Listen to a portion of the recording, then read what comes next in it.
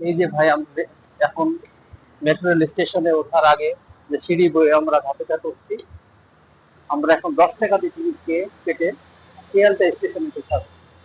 এটা এই salt lake stadium, অর্থাৎ এখানে বেশ কিছু প্রতিষ্ঠান আছে, অ্যাপোলো হসপিটাল আছে, এখানে কয়েকটি শপিং মল আছে, লেক আছে, লেকের পাড়ে মানুষজন বিকেল হলে ঘুরতে আসে, অনেক সুন্দর জায়গা।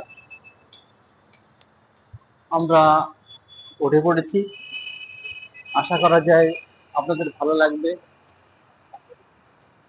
আমরা এখন টিকিট কাটবো, টিকিট কাটার জন্য আমরা এসেছি।